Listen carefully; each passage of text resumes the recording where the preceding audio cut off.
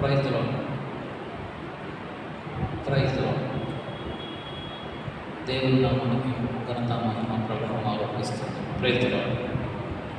ప్రార్థనతో ఈనాటి వ్యవస్థలు విడుదల ప్రారంభించుకుంటాం. కృపాశక్తి సంపూర్ణమైన మా ప్రియ పరలోకపు తండ్రి, మీ ఘనమైన నామానికి వెళ్ళలేని స్తోత్రములు ప్రభుత్వం. గడిచిన కాలం అంతా మీ కృపలో జ్ఞాపకం చేసుకున్నారు. ఆయన ఈ పరిశుద్ధ దినమైన ఈ మందిరంలో చేరి యూత్ మీటింగ్ జరిపించుకోవడానికి మీరు కృప చూపించిన విధానాన్ని బట్టి స్తోత్రములు ప్రభుత్వం. ఏ వస్తువులు ఆది నుంచి అంతవరకు మీ అధ్యక్షత జరిగించుకున్నారు. మీ నామానికి ఘనత మహిమ ప్రభావం ఆరోపిస్తుంది. నజరేయుడైన యేసు పేరు బహుమనంగా ప్రతిమలాడు వేడుకుంటున్నాం తండ్రి. ఆమేన్.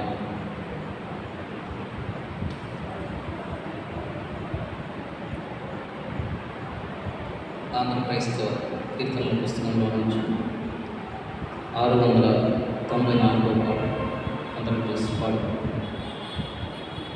స్తోత్రం చెల్లింతుము, స్తుతి స్తోత్రం చెల్లింతుము, యేసునాథుని మేలులు తలచి, యేసునాథుని మేలులు తలచి స్తోత్రం చెల్లింతుము, స్తుతి స్తోత్రం చెల్లింతుము.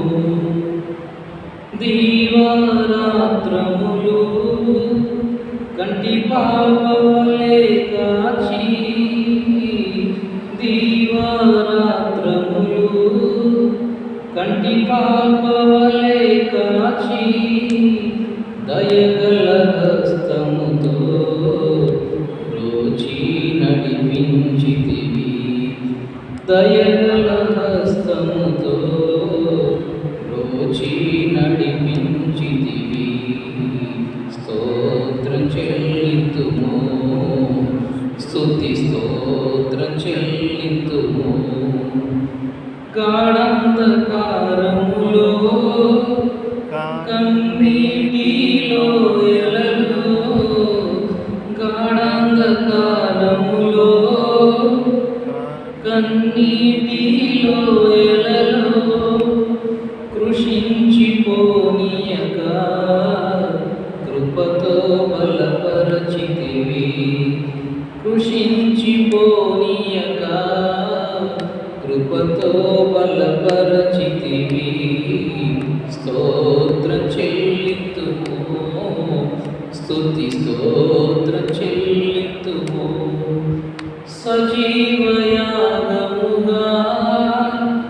మన శరీరము సమర్పించి, సంపూర్ణ శుద్ధి నుందా శుద్ధాత్మను నొసగితివి. సజీవయాగముగా మన శరీరము సమర్పించి, సంపూర్ణ సిద్ధి నుందా శుద్ధాత్మను నొసగితివి.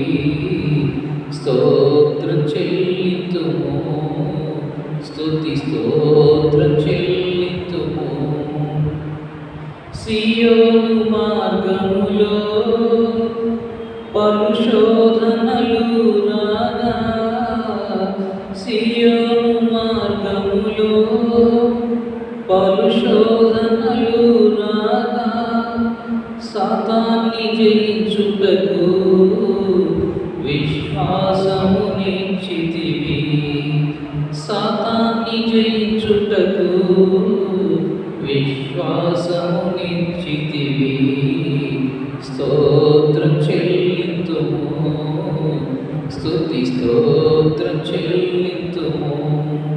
యేసునాథుని మేలులు తలచి, యేసునాథుని మేలులు తలచి స్తోత్రం చెల్లింతుము, స్తుతి స్తోత్రం చెల్లింతుము.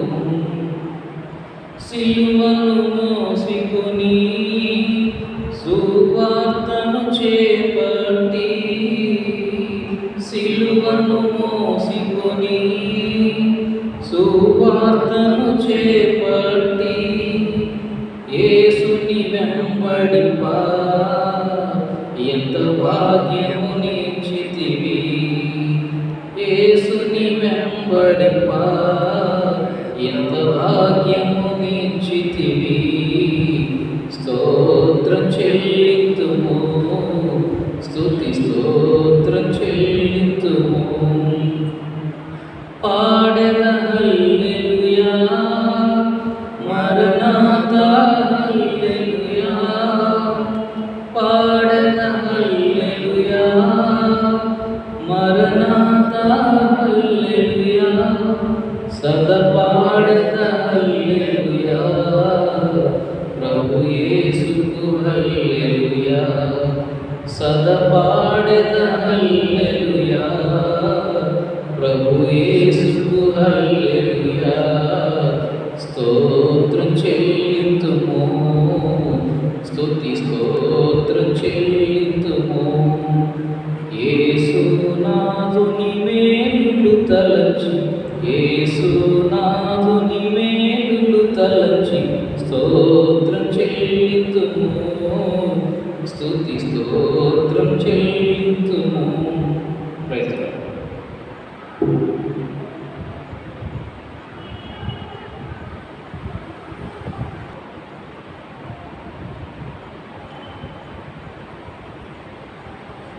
Praise the Lord.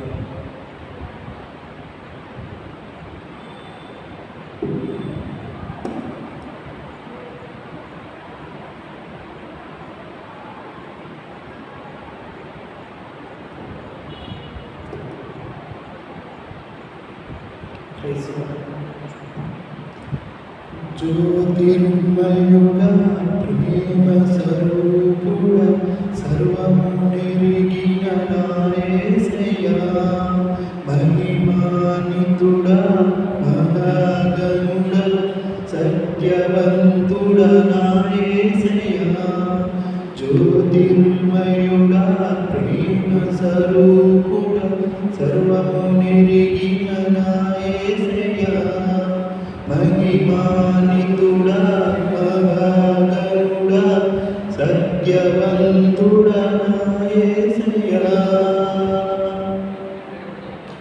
నీకే ఆరాధన నీకే ఆరాధన నీకే ఆరాధన నీకే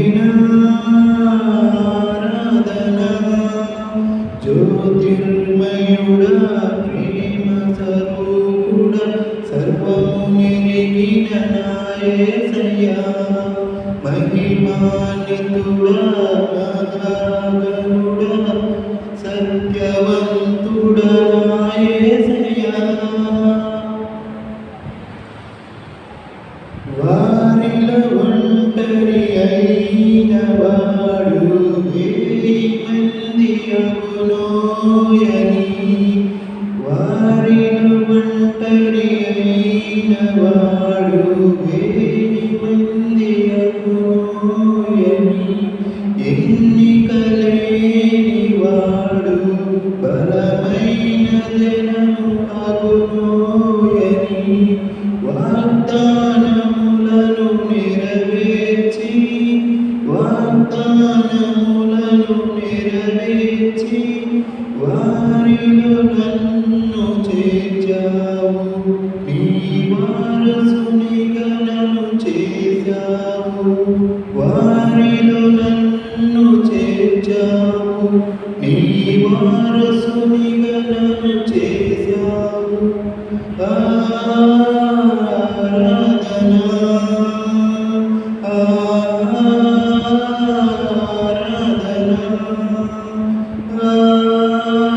ఆరాధన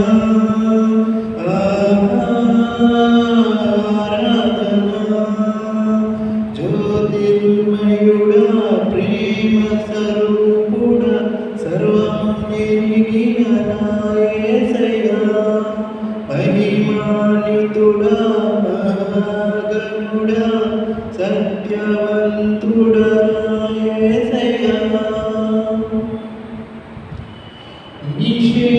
నిషేధించబడిన రాయి మూలకు తలరాయి అగునోయని నిషేధించబడిన రాయి మూలకు తలరాయి అగునోయని నీ మాటలను నెరవేర్చి నీ మాటలను నెరవేర్చి నీతిమంతునిగా తీర్చావు నా నీతివి నీవై నిలిచావు నీతిమంతునిగా తీర్చావు నా నీతివి నీవై నిలిచావు ఆరాధనా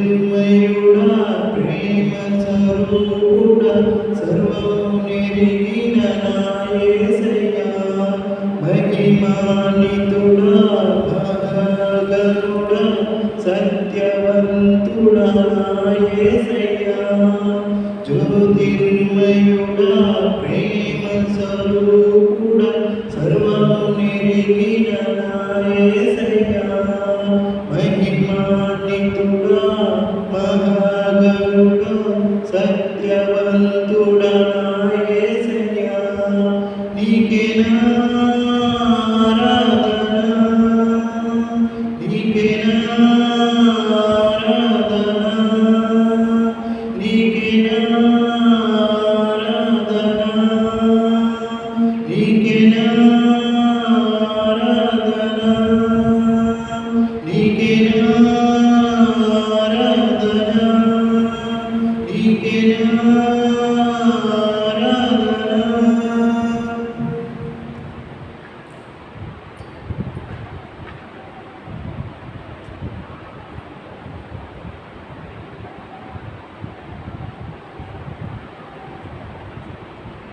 మొత్తం అసలు కొంచెం జూమ్ చేసుకోవచ్చు.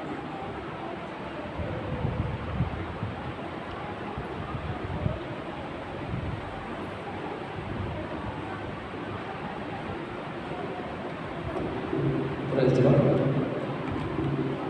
నేటి దినం కొరకు ఏర్పాటు చేయబడిన ఉత్తర ప్రచుత్తర భాగం కీర్తనల గ్రంథము 16వ అధ్యాయం.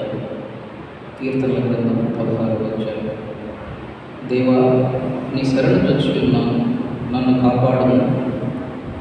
నీవే ప్రభువు, నీకంటే నాకు క్షేమాధారమేది లేదని యెహోవాతో నేను మనవి చేయదు. నేను ఇలాగందు భూమి మీద ఉన్న భక్తులే శ్రేష్ఠులు, వారు నాకు కేవలం ఇష్టలు. యెహోవాను విడిచి వేరొకరిని అనుసరించు వారికి శ్రమలు విస్తరించును.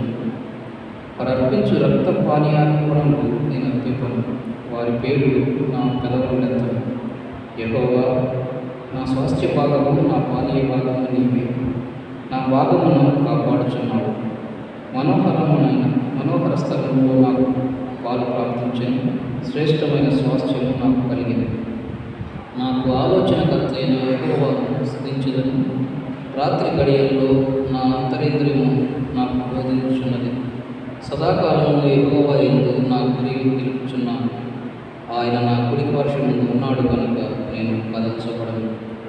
అందువలన నా హృదయం సంతోషించుచున్నది, నా ఆత్మ హర్షించుచున్నది, నా శరీరం కూడా సురక్షితంగా నివసించుచున్నది.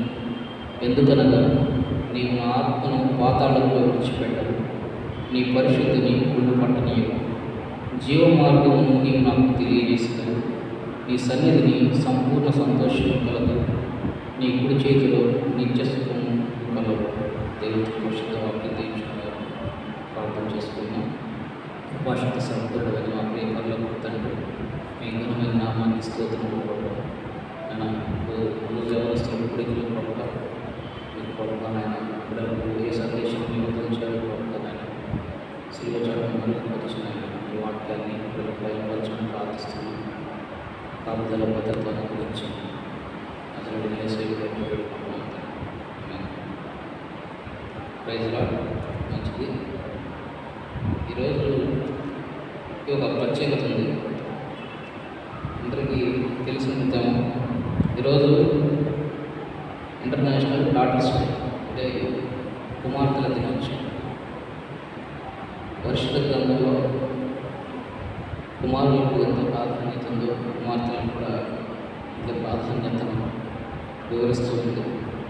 కాబట్టి కుమార్తెలకు కూడా ఖచ్చితంగా తెలిపేది ఏంటంటే, కుమారులైన కుమార్తెలైన మీ తల్లిదండ్రుల మాటను లోబడి ఉండి మేము భూమి మీద దీర్ఘాయుష్మంతులుగా మీ తల్లిని తండ్రిని సన్మానించండి. ఎప్పుడైతే మనం తల్లిదండ్రులని సన్మానిస్తామో అప్పుడు మన జీవితాల్లో జరిగే అద్భుతాలు వేరుగా ఉంటాయి. గడిచిన వారం నుంచి మీరు గమనించినట్లయితే మీ జీవితాల్లో ఒకసారి రివ్యూ చేసుకోండి. గడిచిన వారంలో నా జీవితంలో దేవుడు ఏదైనా అద్భుతం చేశాడా, లేదా ఏదైనా సహాయం చేశాడా, ఏదైనా క్లిష్టతరమైన పరిస్థితుల నుంచి దేవుడు నన్ను బయటకు నడిపించాడా అని మనం ఆలోచించే ముందు అటువంటి పరిస్థితుల్లో దేవుణ్ణి మనం ప్రార్థించామా అనేది కూడా ఒక క్షణం ఆలోచించుకోవాలి. పోయిన వారం ఆ జీవితంలో దేవుడు ఒక మేలు చేశాడని చెప్పడానికి సంతోషిస్తున్నాను.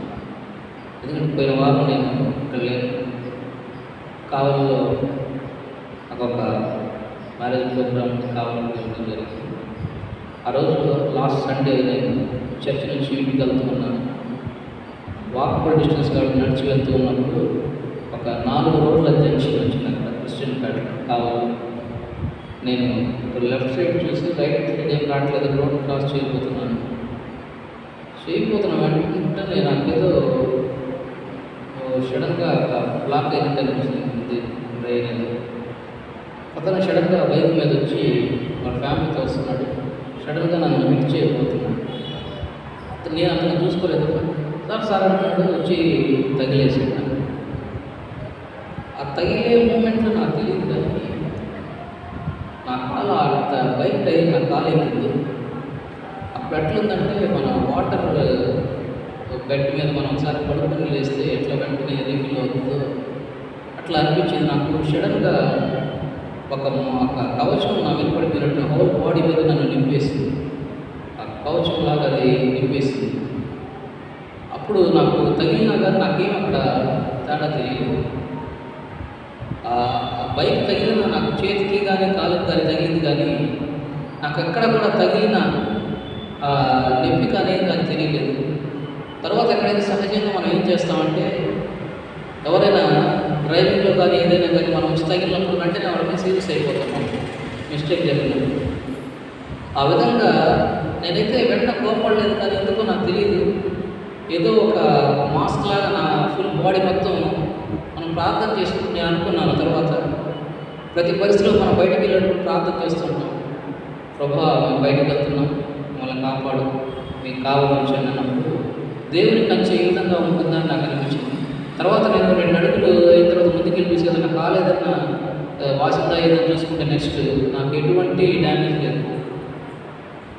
అదే నేను అనుకున్నాను, దేవుడు ఈ విధంగా మన జీవితాల్లో ఎన్నో మేలు చేస్తుంటాడు. దాన్ని మనం గ్రహించం, కానీ మనం ఎటువంటి పరిస్థితుల్లో ఉన్నా కూడా ప్రార్థన చేసే అనుభవం మనకు ఉండాలి. రెండోది ఏంటంటే, అదే రోజు నేను సాయంకాలం నెల్లూరు వెళ్ళాను ఆ రిసెప్షన్కి. అక్కడ మేము ఒక హోటల్కి వెళ్ళినప్పుడు రిసెప్షన్లో మా ఫ్రెండ్ నేను ఇద్దరు వెళ్ళాం.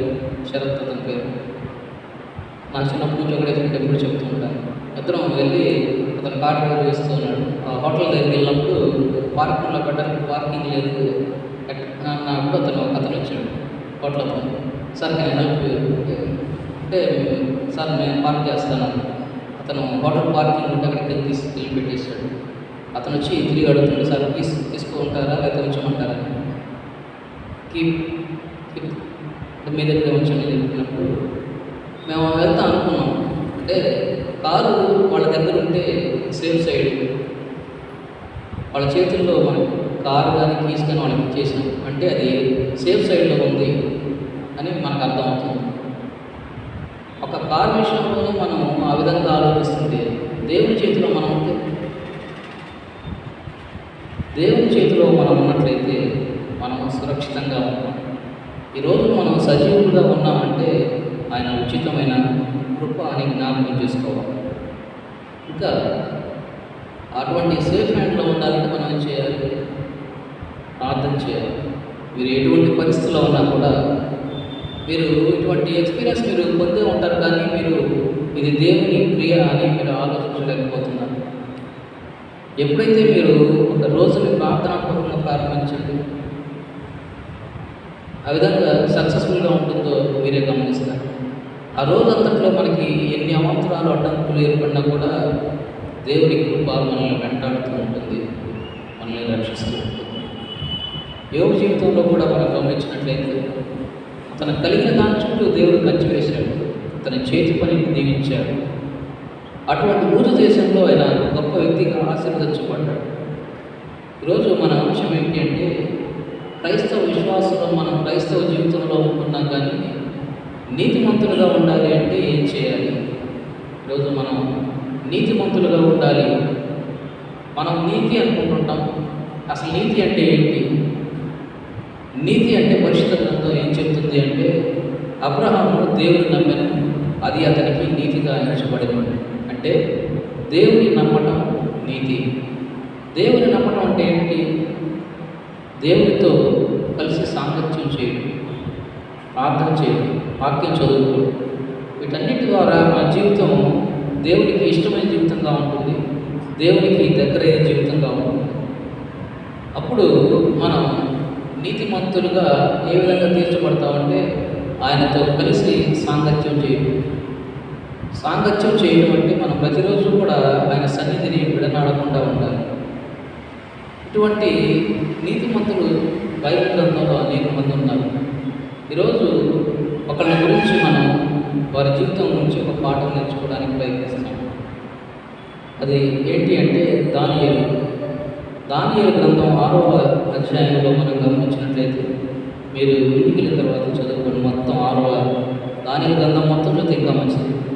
దానియేలు గ్రంథం 6వ అధ్యాయంలో మనం గమనించినట్లయితే, అక్కడ దానియేలుని ముగ్గురులో ఒక ప్రముఖమైన అక్కడ దర్యావేషు రాజు నియమించడం జరిగినప్పుడు, అక్కడ ఉండే వారి తోటి పనివారు, అంటే వాళ్ళు కలిసి చేసేవాళ్ళు దానియేలు మీద రాజుకి వ్యతిరేకంగా చెప్పాలి అని, ఎందుకంటే అతను అభివృద్ధి చెందుతున్న అభివృద్ధిని బట్టి అక్కడ దానియేలు మైనస్ చేయాలని ప్లాన్ చేస్తూ ఉంటారు.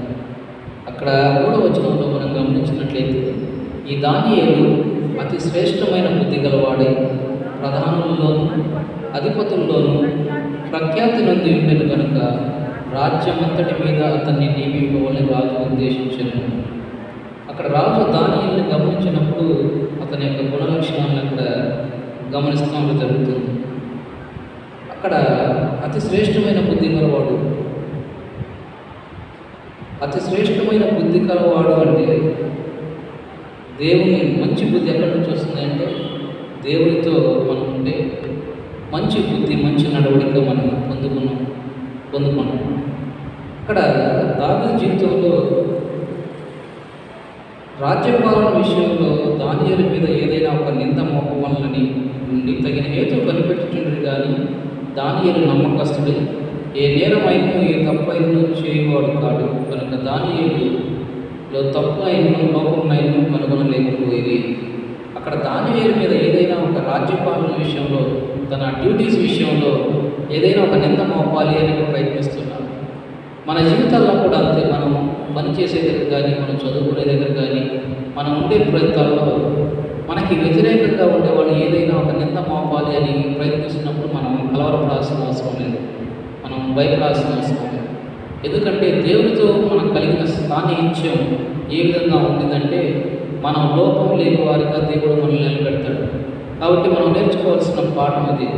దానియేలు జీవితంలో అక్కడ వారి తోటి ఉద్యోగస్తులు కూడా అక్కడ అదే చేస్తున్నారు.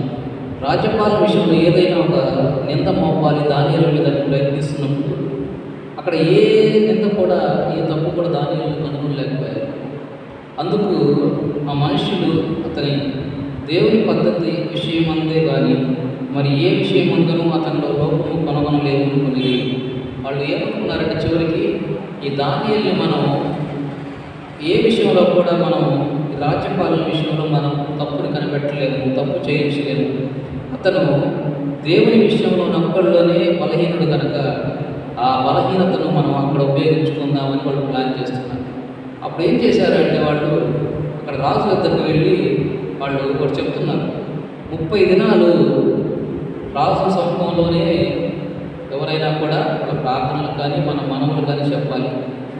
బయట ఎవరికి కూడా ఏ దేవునికి కూడా వాళ్ళు ప్రార్థన చేయకూడదు, ఏ దేవునికి కూడా వాళ్ళు బలు అర్పించకూడదు. ఇవన్నిటిని ఒక శాసనం తయారు చేసి ఇక్కడ తీసుకురావడం జరిగింది. అప్పుడు అటువంటి శాసనం వచ్చింది అని దావీదుకి తెలిసినప్పుడు కూడా 10వ వచనంలో మనం గమనించాం.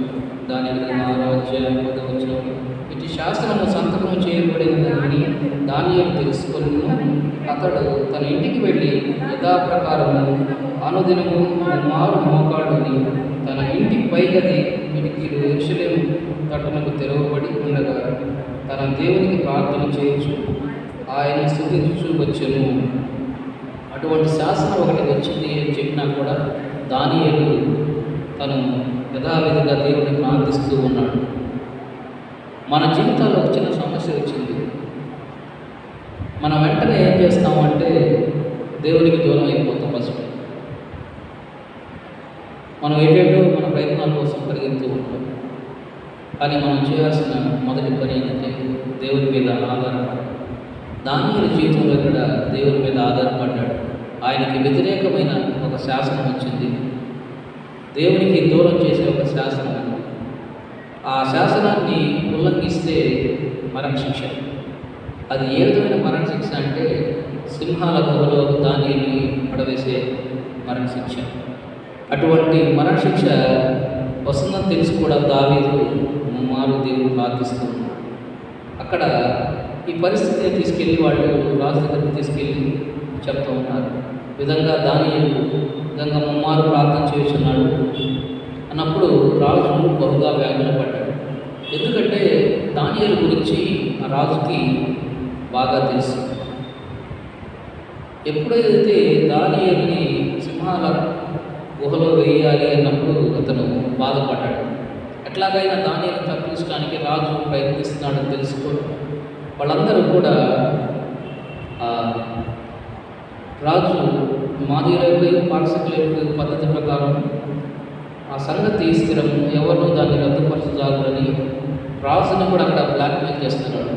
ఒకవేళ దానియేలుని రాజు రక్షిస్తాడేమో అని అక్కడ వాళ్ళు చెప్తున్నారు. మీరు ఈ విధంగా రాజు మాదిరైపు పార్శకులైపు పద్ధతి ప్రకారం ఒక శాసనం ఇచ్చి ఆ శాసనం స్థిరం, దాన్ని మార్చడానికి వీలు లేదు అని చెప్పినప్పుడు అతను బాధపడుతూ ఉంటాడు. కానీ వాళ్ళ మాటను వ్యతిరేకించలేక, పద్ధతిని వ్యతిరేకించలేక దానియేలుని ఆ సింహపు గుహలో వేయడానికి అంగీకరిస్తాడు. అప్పుడు ఆయన ఒక స్టేట్మెంట్ ఇస్తూ ఉంటాడు అక్కడ రాజు. ఏంటి ఆ స్టేట్మెంట్ అంటే చెప్తున్నాడు, నీ దేవుడే నిన్ను రక్షించాలి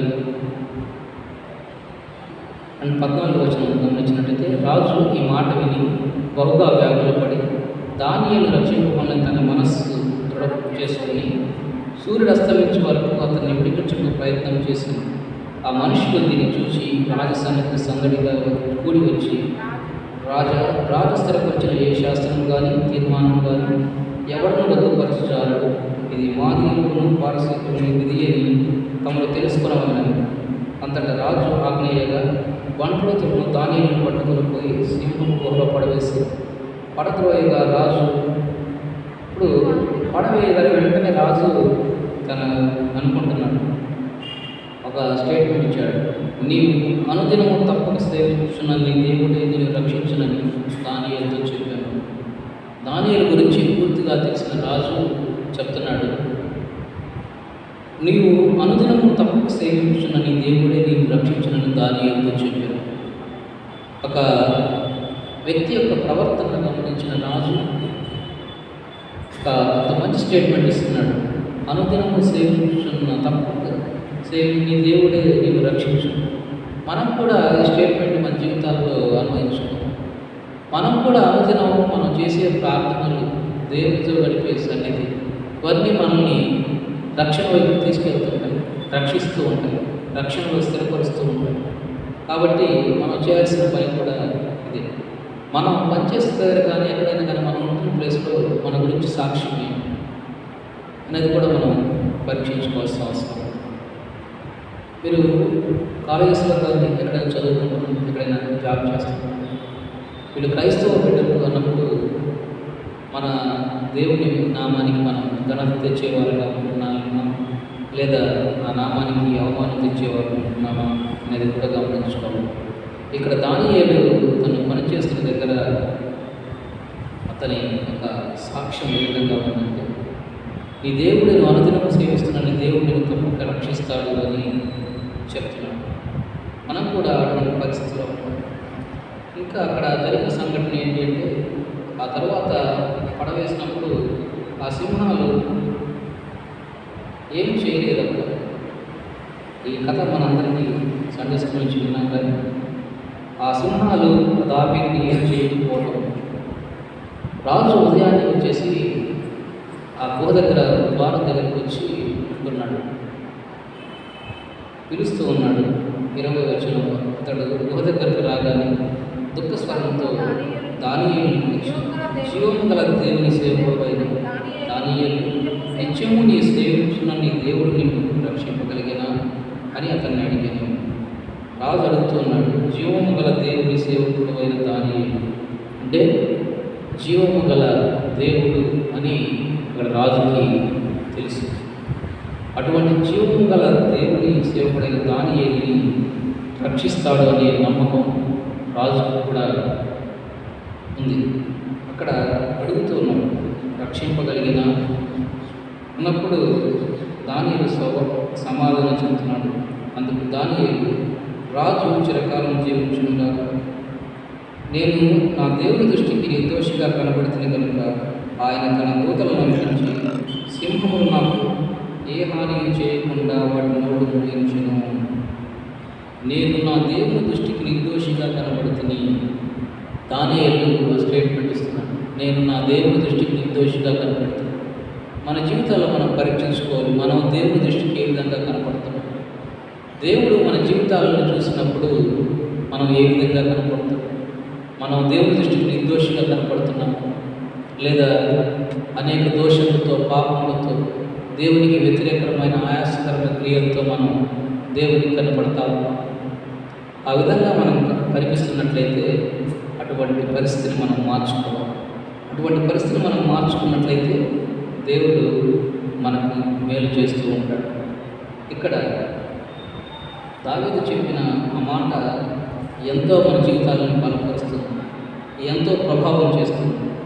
నేను నా దేవుని దృష్టికి నిర్దోషిగా కనబడితే కనుక ఆయన తన దూతలను పంపించి సింహం నాకు ఏ హాని చేయకుండా వాటిని మూయించాను.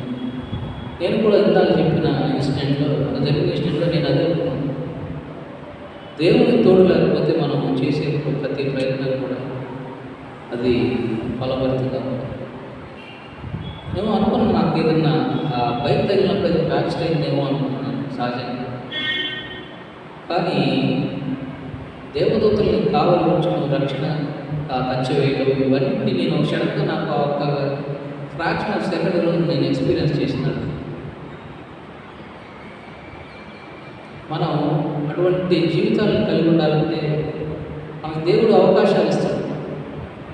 మనం ఒకసారి తప్పు చేసినా కూడా దేవుడి సన్నిధిలో ఆ తప్పును మనం ఒప్పుకున్నట్లయితే దేవుడు మనకు అవకాశాన్ని ఇస్తూ ఉంటాడు.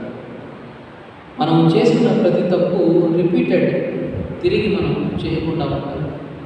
మనం అనుకుంటాం మనం మనుషులుగా బలహీనం, మనం చేయలేనిది అనుకున్నప్పుడు ఈ పాపం కానీ ఇవన్నీ తప్పులు కానీ మనం అనుకుంటాం ఒకసారి చేయకూడదని, కానీ అవి రిపీట్ అవుతుంటాయి మనకు తెలియకుండా అంటే మనం దానికి అట్రాక్ట్ అయిపోతుంటాం, లేదా అడిక్ట్ అయిపోతుంటాం చేసిన తప్పుని తిరిగి.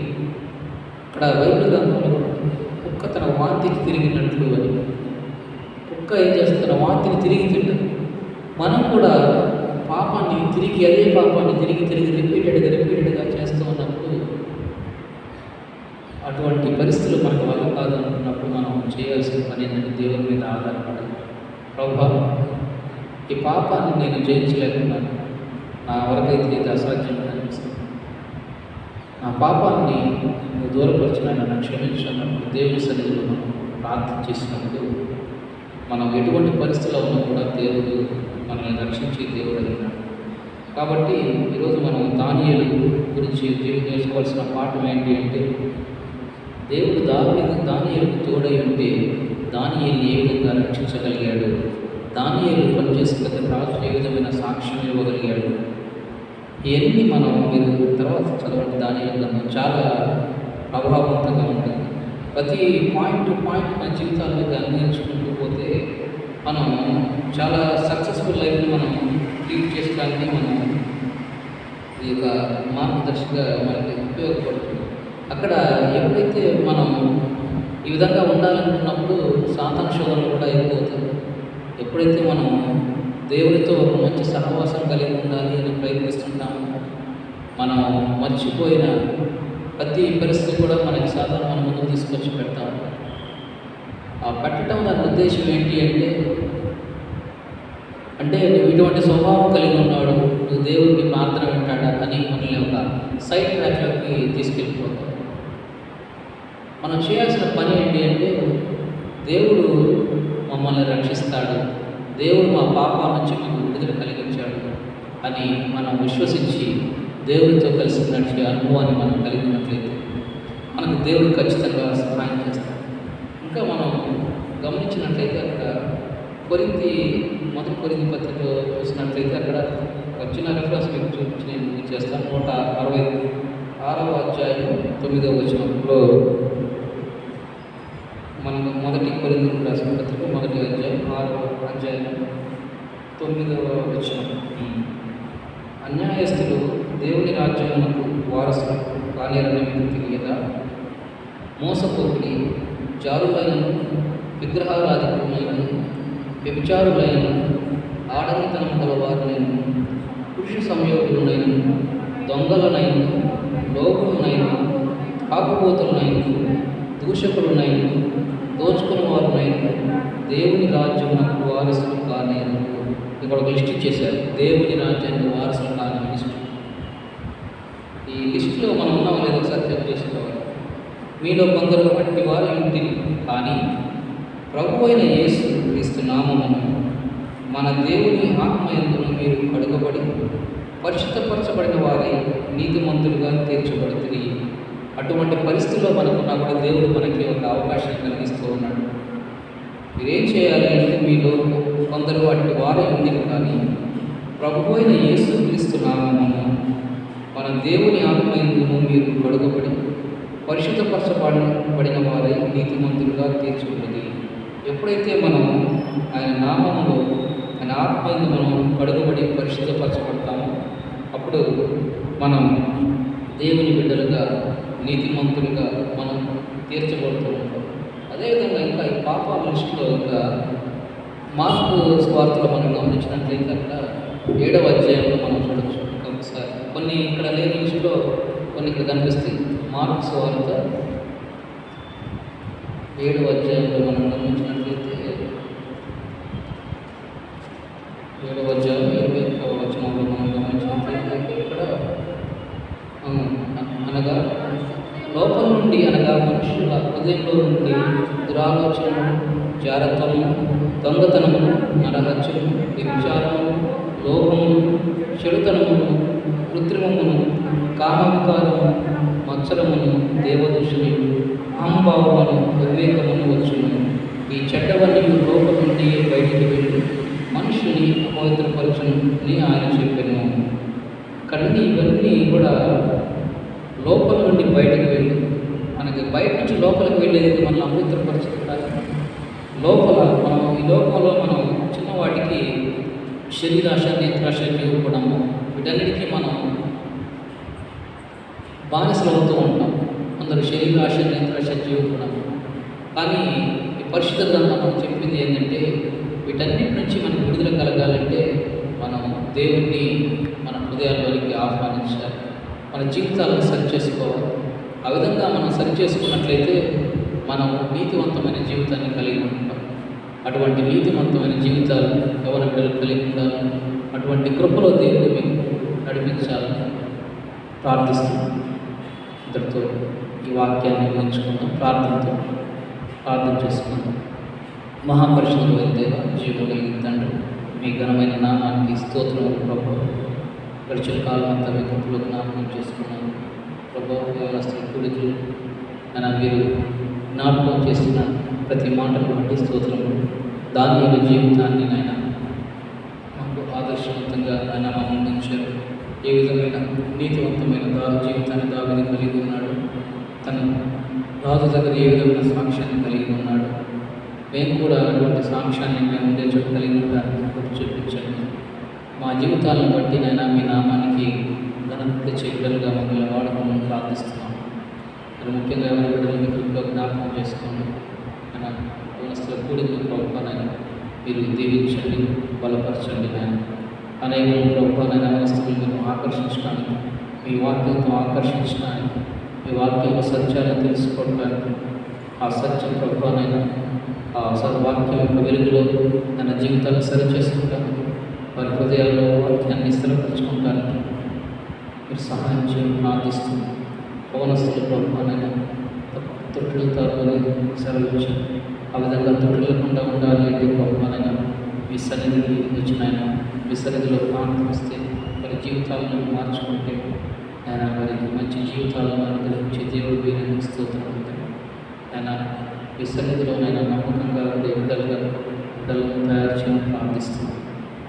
ఈ లోక సంబంధమైన ఆశీర్వాదాలు, పర సంబంధమైన ఆశీర్వాదాలు బిడ్డలకు దయచేయడం ప్రార్థిస్తున్నాం. మీ బిడ్డలు చదువుకుంటుండగానైనా స్టడీస్ కలిసి సహాయం చేయండి. కాలేజీకి వెళ్తుండగా సహాయం చేయండి. వాళ్ళు చేసిన ప్రొఫెషనల్ కోర్సు విషయం సహాయం చేయండి. ఎంతమంది ఉద్యోగాలు చేస్తున్నారు, వీళ్ళ ఉద్యోగులతో నేడుగా ఉండి సహాయం చేయండి. చూపించండి. జీవితాలు ప్రభుత్వనైనా ఆశీర్వదకరంగా మార్చమని ప్రార్థిస్తున్నాను. మా సంఘాన్ని బట్టి మీరు జ్ఞాపకం చేసుకోండి. మా సంఘంలోనైనా సంఘ కాపులు ప్రభుత్వాన్ని అవసరం బట్టిగా సహాయం చేయండి. ఏ విధమైన సంఘ కాపులు ప్రభుత్వ యొక్క బాధ్యతలు నిర్వహించాలో ప్రభుత్వమైన అటువంటి మంచి బిడ్డను నేను మీ సంఘానికి నేను పరిచయం చేయడం ప్రార్థిస్తున్నాను. ప్రభుత్వంలోనైనా జ్ఞాపకం చేసుకోండి. సంఘంలో ప్రతి ఆయన చిల్డ్రన్ మినిస్ట్రీ వ్యవస్థ కూడి, అదేవిధంగా నేను స్త్రీల సమాజం సంఘ పరిచర్యలను జ్ఞాపకం చేసుకోండి. ఈ రక్షణ సువార్త అనేక మందికి నేను చాటడానికి మన సంఘాన్ని నేను ప్రభుత్వమైన అనేక మంది లేవనెత్తును ప్రార్థిస్తున్నాను. చూపించు విధమైన మంచి సమయంలో నేను ప్రవేశిస్తున్నాను. వెనుకలేని వాడనాలు ఎందుకు పనికిరాను నేను సన్నిధిలో ఉంటున్నాను. ఆయన నా జీవితంలో వ్యతిరేకమైన ఆయాసకరమైన నేను తీసివేసి మంచి మార్గంలో నడిపించమని ప్రార్థిస్తున్నాను. అదేవిధంగా ముఖ్యంగా ఈరోజు నేను ఇంటర్నేషనల్ డాటర్స్ డే నేను కుమార్తెల దినోత్సవం జరుపుకుంటున్నాను. ఆయన ప్రతి బిడ్డ నాయన కుమార్తె తన తల్లిదండ్రులకు నాయన విధేయురాలుగా ఉండడానికి నేను నేర్పించాను. ఈ పరిశుద్ధ గ్రంథాన్ని లేఖనాలు సరిచూసుకుని వాళ్ళ జీవితాన్ని సరిచూసుకునే భాగ్యాన్ని అనుగ్రహించమని ప్రార్థిస్తాను. నా ఈ కూడికలు గొప్ప నాయన మీ ఎంత చిత్త నడిపించారు. పరిశుద్ధాన్ని గొప్ప నాయన ప్రాంతంలో ఉంచుతున్నాను. స్తోత్రం ఆయన గొప్ప ఈ వాక్యం అనేది నేను దీవికరంగా ఉంటాను. వారి జీవితాలు సరి చేసుకోవడానికి నేను అవకాశాన్ని అనుగ్రహించాను. నేటికి నా ఆస్పత్రి నింపి కాపాడు.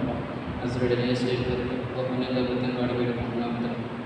ఆమె పరలోకమందున మాత్రం మీ నామం పరిశుద్ధపరచబడినగా, రాజ్యం వచ్చుగా, చిత్తం పరలోకంగా నెరవేర్చినట్టు భూమి మీద నెరవేరుగా, మాకు కావాల్సిన ఆహారాన్ని మాకు దయచేయి. ఆరోగ్యం క్షమించినట్టు మమ్మల్ని క్షమించు. మమ్మల్ని శోధనకు తప్పించు. ఎందుకంటే రాజ్యం బలము